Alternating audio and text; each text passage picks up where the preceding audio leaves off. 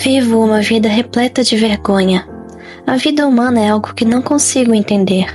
Tendo nascido no interior do Nordeste, já era um menino crescido quando vi um trem a vapor pela primeira vez. Eu subia e descia pela passarela da estação, sem perceber que ela era uma maneira que as pessoas tinham de passar por cima dos trilhos do trem. Achava que aquilo havia sido instalado ali para transmitir uma ideia ao mesmo tempo de complexidade e descontração, de sofisticação. Como se o prédio de estação fosse um parque de diversões estrangeiro. Passei muito tempo acreditando nisso. Subir e descer a passarela era para mim, antes de tudo, uma brincadeira refinada, e achava que, dentre os serviços prestados pela companhia ferroviária, aquele era o mais elegante.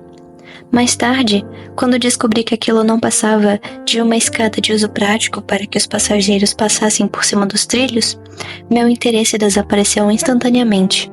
E, ainda criança, quando via o desenho do metrô num livro ilustrado, nunca achava que aquilo fosse algo inventado em função de necessidades práticas, mas sim porque andar em trens que correm sobre a terra era uma brincadeira mais divertida e excêntrica do que andar naqueles que ficavam acima dela. Por ter uma saúde debilitada, quando criança, eu vivia de cama e, deitado, pensava que os lençóis, fronhas e capas de almofadas eram adornos muito sem graça. Até que, com quase 20 anos de idade, descobri que são acessórios práticos e fiquei decepcionado com o comedimento humano. Eu desconhecia o que era sentir fome. Não quero dizer com isso que vem de uma família abastada. Não é nesse sentido. Mas eu desconhecia por completo qual é a sensação de ter um estômago vazio. Pode parecer estranho dizer assim, mas, mesmo que estivesse com fome, eu não percebia. Quando voltava da escola primária e, mais tarde, do ginásio, me recebiam dizendo: "Você deve estar com fome. Sabemos como é isso.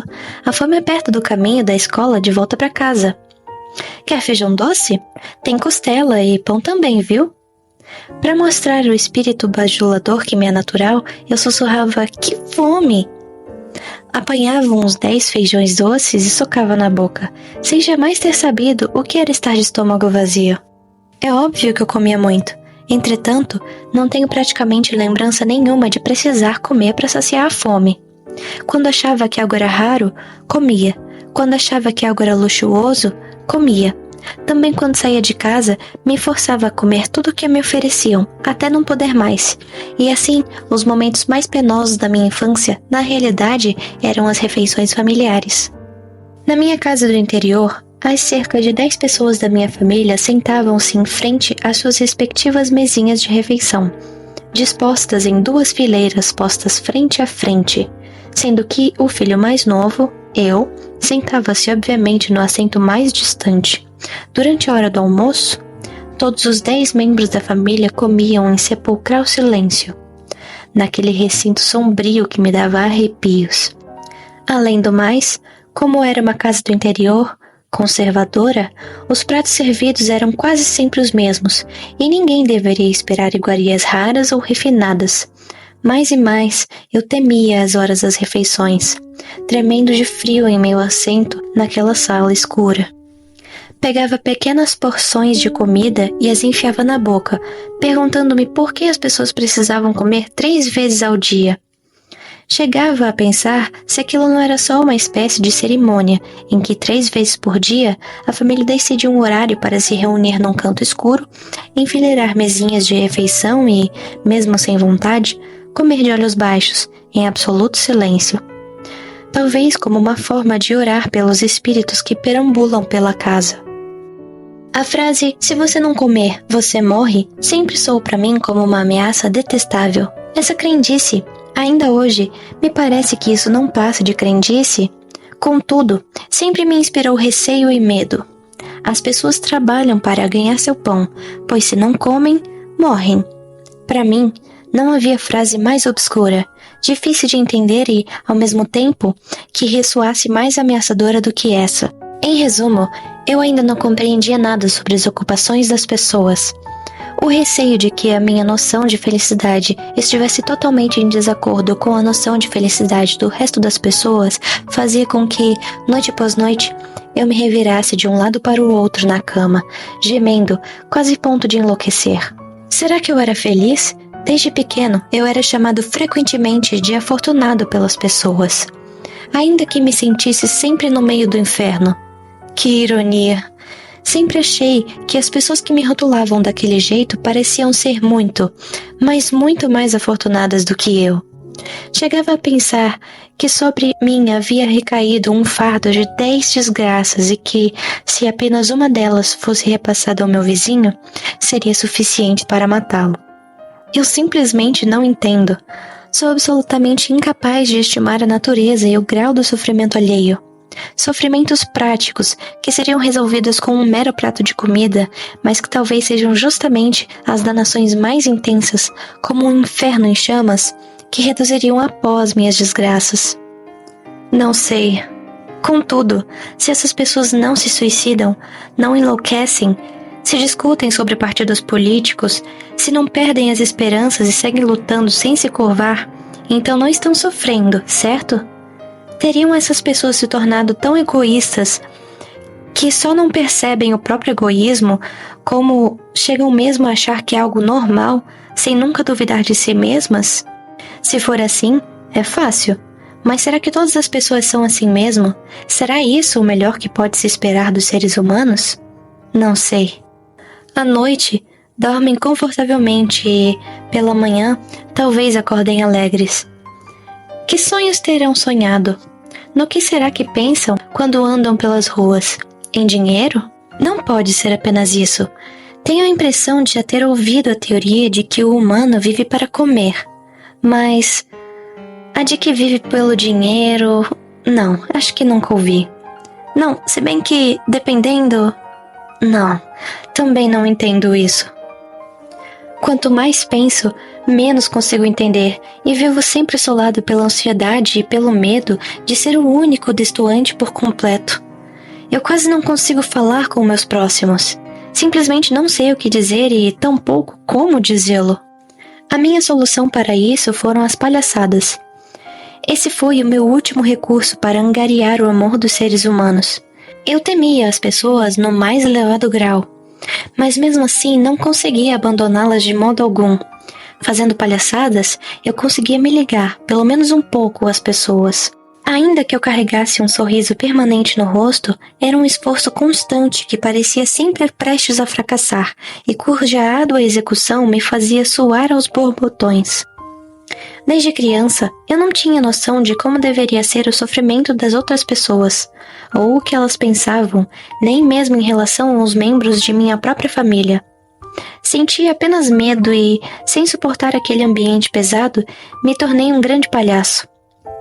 Antes que qualquer um percebesse, eu já havia me tornado o tipo de garoto que não diz nada que possa ser levado a sério. Quando vejo fotos que tirei com minha família nessa época, percebo que, enquanto todos estão com semblantes compenetrados, apenas eu estou sempre com o rosto retorcido num sorriso esquisito. Era uma das facetas de minhas patéticas artimanhas infantis. Mesmo quando algum parente ralhava comigo, eu jamais respondia. Recebia qualquer pequena reprovação como um trovão que reverberava a ponto de me deixar atônito. Longe de querer responder à reprimenda, achava que aquilo era sem dúvida a voz da verdade humana, fazendo-se ouvir ao longo dos séculos, e que talvez, se eu não era capaz de agir de acordo com essa verdade, eu estava desqualificado para viver em sociedade. Por esse motivo, não conseguia discutir, nem me justificar. Sempre que ouvia alguma crítica, acreditava que, de fato, eu tinha entendido tudo completamente errado e recebia o impacto em silêncio, enquanto por dentro o medo quase me fazia perder a cabeça. É bem provável que ninguém se sinta bem quando é criticado ou é alvo da ira de outra pessoa, mas eu vejo no rosto daqueles que se irritam comigo uma expressão selvagem, mais assustadora do que qualquer leão, dragão ou crocodilo. Normalmente, as pessoas escondem essa índole inata, mas quando alguma coisa acontece, a verdadeira face humana se revela pelo ódio de modo repentino. Como quando uma vaca que dorme tranquilamente no campo mata de súbito, com um golpe de rabo, uma mosca que pousou em sua barriga. Esses momentos faziam com que o medo voltasse a me assombrar, me deixando de cabelos arrepiados, e quando pensava que essa índole inata talvez fosse uma condição para as pessoas sobreviverem, eu acabava tomado pelo desespero. Sempre tremia de medo das demais pessoas e nunca tive sequer uma migalha de autoconfiança em relação às minhas palavras e aos meus atos como ser humano. Guardava minhas angústias em uma pequena caixa dentro do peito e, escondendo com discrição minha tristeza profunda e meu nervosismo, aperfeiçoei-me em ser um personagem excêntrico e brincalhão, permanentemente revestido de um otimismo inocente. Se eu fizer as pessoas rirem, não importa como, ficará tudo bem. Fazendo isso, elas talvez não se importem com o fato de eu estar fora da vida cotidiana. De qualquer maneira, não posso ser um estorvo para os seres humanos. Devo ser o nada, o vento no céu, pensava. E conforme esses pensamentos se intensificavam, mais eu fazia minha família rir e me esforçava para entreter até mesmo os criados. Pessoas ainda mais assustadoras e incompreensíveis. Certa vez, no verão, andava pelo corredor vestindo um suéter de lã vermelho por debaixo do yukata, fazendo todos rirem. Até mesmo meu irmão mais velho, que raramente ria, disse com um amável tom de voz: "Yo-chan, isso aí não combina." Óbvio que eu não era um tipo tão insólido que desconhecesse o frio e o calor e andasse por aí de suéter de lã em pleno verão. A verdade é que eu havia pego as polainas da minha irmã mais velha e enfiado nos braços, deixando aparecer pelas mangas do yukata, o que dava a impressão de que eu vestia um suéter. Meu pai, por ter que ir com frequência a Tóquio, tinha uma casa no bairro de Sakuraji-cho, em Ueno, onde passava a maior parte do mês. Quando retornava para casa, trazia muitos presentes para a família, até mesmo para parentes distantes. Talvez isso fosse um tipo de passatempo para ele. Certa noite, antes de ir para Tóquio, meu pai reuniu a mim e meus irmãos na sala de visitas e, sorrindo, perguntou a cada um de nós que presente gostaríamos de receber, anotando cada uma das respostas na agenda. Era raro meu pai nos tratar com tanta afeição. "Yoso, o que você quer?" perguntou ele. Eu engasguei. Foi só ele me abordar a respeito que imediatamente não desejei mais nada. Qualquer coisa, tanto faz. Não tem nada que eu me divirta mesmo. Foi o que me passou pela cabeça. Ao mesmo tempo, eu não conseguia recusar algo recebido de outra pessoa, por mais desagradável que fosse. Não conseguia dizer quando não gostava de algo e, mesmo se gostasse, hesitava, como quem rouba, sentindo um amargor intenso e um pavor inexplicável que me fazia tremer. Ou seja, eu não tinha nem ao menos a capacidade de escolher entre duas opções. Creio que, mais tarde, essa minha característica tenha sido uma das grandes causas que eu chamo de vida repleta de vergonha. Como fiquei petrificado e hesitante, meu pai fez uma cara de enfado e se antecipou. "Um livro, então, como sempre? Ou que tal aquele Shishimai, a máscara de leão para a dança dos leões de Ano Novo? Estavam vendendo nas lojas de lembrança no templo de Asakusa. Tem uns grandes para que as crianças possam enfiar a cabeça e brincar. Você quer?" Quando ele perguntou se eu queria, foi o fim. Nem consegui pensar numa resposta bem-humorada. O papel de palhaço desmoronou. "Você prefere livros, não?" meu irmão mais velho disse com um semblante sério. "Ah, sei", fez meu pai, desanimado, sem ao menos fazer menção de registrar na agenda, que ele fechou de forma ruidosa. Que desastre! Eu irritara meu pai e, sem sombra de dúvida, sua vingança seria terrível. Haveria tempo de tentar remediar? Pensava eu, tremendo embaixo das cobertas. Levantei-me e fui sorrateiramente até a sala de visitas. Abri a gaveta da escrivaninha onde, há pouco, meu pai guardara a agenda e a peguei. Procurei a lista de presentes, molhei com saliva o pincel e escrevi Shishimai, indo dormir logo em seguida. Não queria nem um pouco aquela máscara de leão. Contudo, ao me dar conta de que era meu pai quem queria comprá-la para mim, obedeci à intenção dele e, desejando apenas melhorar seu humor, empreendi aquela ousada aventura na calada da noite. Essa minha atitude desesperada mostrou-se muito bem sucedida, conforme planejei. Tempos depois, quando meu pai retornou de Tóquio, do quarto das crianças pude ouvi-lo contando o caso para minha mãe. Quando eu abri essa agenda na loja de brinquedos de Nakamese, veja só, está escrito Shishimai. Essa não é minha letra, mas que estranho, pensei. Foi aí que me ocorreu, mais uma travessura do Yoso. Quando perguntei o que ele queria, ficou calado, fazendo manha. Mas ele queria aquele leão a qualquer custo. Seja como for, aquele garoto é esquisito mesmo. Se fez de desentendido, mas escreveu direitinho.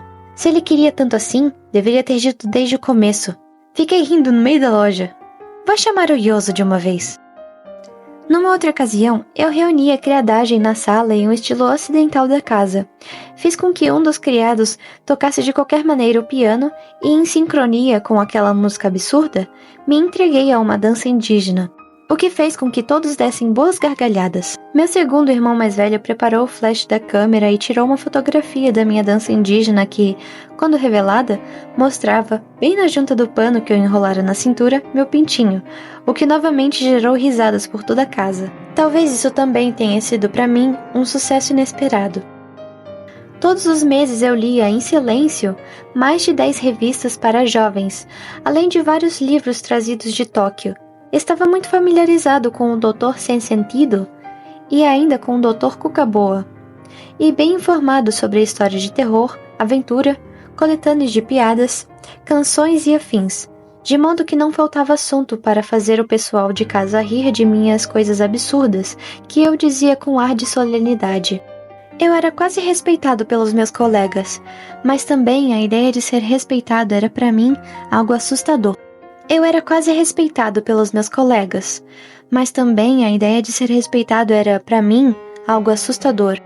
Minha definição de ser respeitado era a de enganar a todos quase completamente, até ser desmascarado por algum ser onipotente e onisciente que me reduziria a pó, numa vergonha pior do que a morte. Mesmo que você engane os seres humanos e consiga ser respeitado, alguém vai saber da farsa, vai acabar contando para os outros e, quando perceberem que foram enganados, será terrível a ira e vingança dos seres humanos. Só de imaginar, fico com os pelos do corpo todo arrepiados.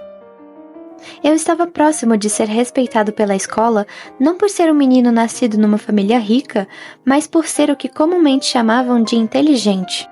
Por ter uma saúde muito frágil na infância, estava sempre de cama e era muito comum eu faltar à escola por 1 ou 2 meses. Certa vez, cheguei a faltar por quase 1 ano inteiro. Ainda assim, recém-saído da convalescência, subia num rickshaw e seguia para as aulas. Fazia os exames de fim de ano e me saía muito melhor do que qualquer outro da turma. Mesmo quando estava bem de saúde, não estudava nem um pouco. Ia para a escola e ficava desenhando durante as aulas para, na hora do intervalo, mostrar os desenhos aos colegas e fazê-los rirem. Na aula de redação, só escrevia histórias cômicas e, mesmo quando o professor chamava minha atenção, eu não parava. A verdade é que eu sabia que o professor secretamente se divertia com meus contos cômicos. Certo dia contei, com um toque especial de tristeza, o episódio de quando, levado de trem para Tóquio pela minha mãe, resolvi no meio do caminho usar a escardeira do vagão de passageiros para urinar. Entretanto, eu não havia feito aquilo sem saber. Fizera-o de caso pensado, simulando a inocência das crianças. Entreguei o texto e, como tinha certeza de que o professor iria rir, segui-o escondido. Assim que ele saiu da sala de aula, puxou minha redação do meio das outras e começou a lê-la enquanto andava pelo corredor, tentando segurar o riso. Quando terminou a leitura na sala dos professores, ele estava completamente ruborizado, gargalhando com estridência, e mostrou em seguida aos outros professores, o que me deixou extremamente satisfeito. Palhaçadas.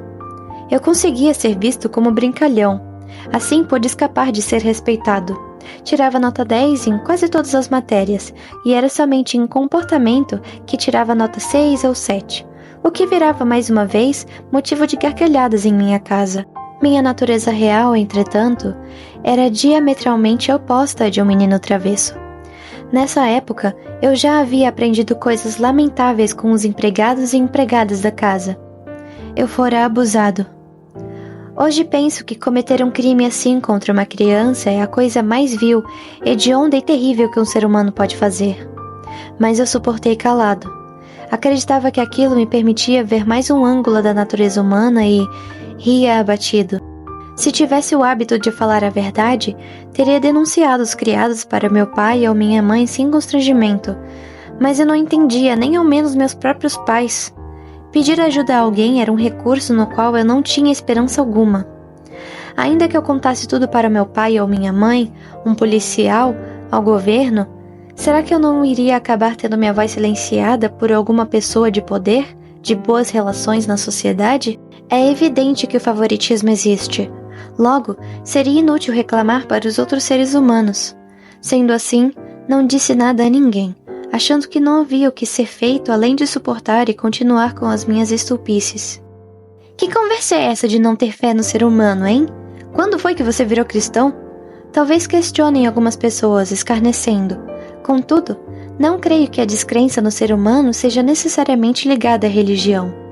Os homens, incluindo os que escarneceram a mim neste momento, vivem em plena descrença mútua secretamente, sem ao menos pensar em Deus, não é mesmo? Tenho uma pequena história de quando ainda era criança. Certa figura de renome do partido político ao qual meu pai era afiliado veio fazer um comício no teatro de nossa cidade, a que assisti junto com os criados. Estava lotado e eu via todas as pessoas, sobretudo os amigos de meu pai, aplaudindo com entusiasmo.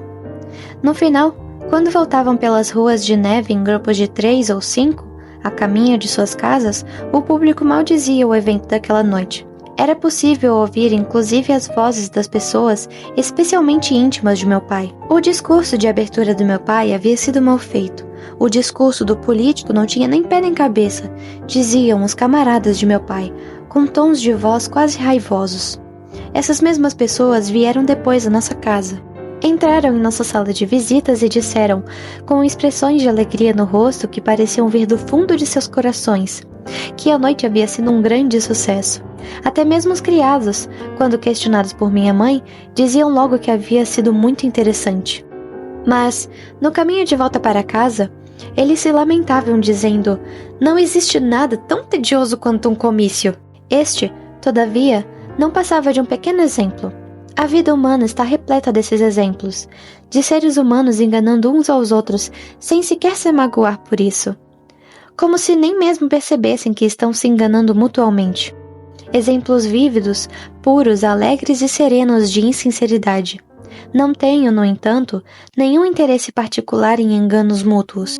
Eu mesmo passava o dia todo, de manhã à noite, enganando as pessoas com minhas palhaçadas. Não me interesso pela virtude que os livros didáticos de ética chamam de justiça.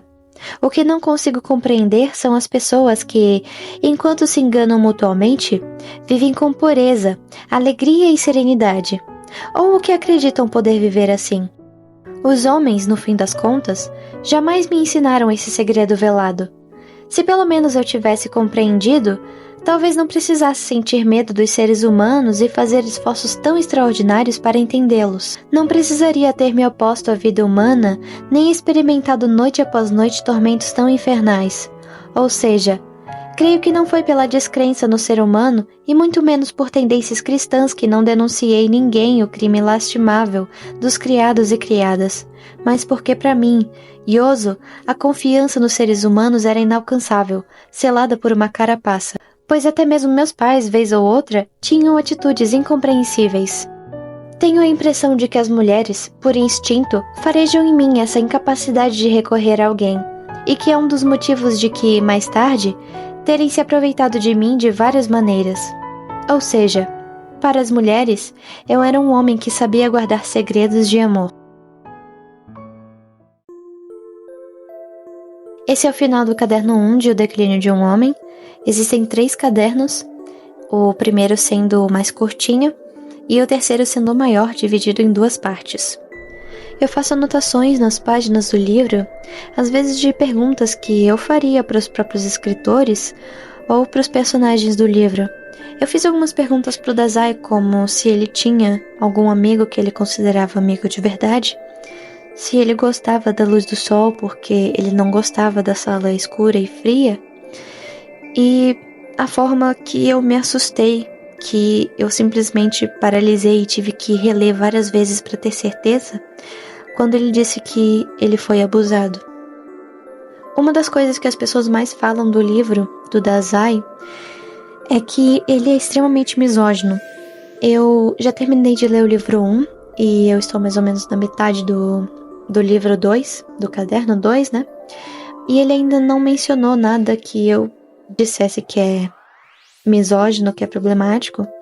No entanto, eu percebo que as falas dele, contando sobre mulheres, tem muito impacto por causa desse abuso que ele sofreu na infância. E eu pensei algumas vezes o quão teria sido diferente se isso não tivesse acontecido, ou se ele tivesse conseguido contar.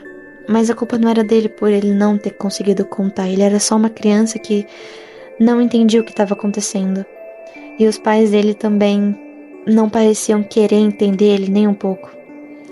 Isso me deixou bastante triste. Eu fiquei em vários momentos querendo realmente abraçar ele e querendo que ele encontrasse uma amizade de verdade.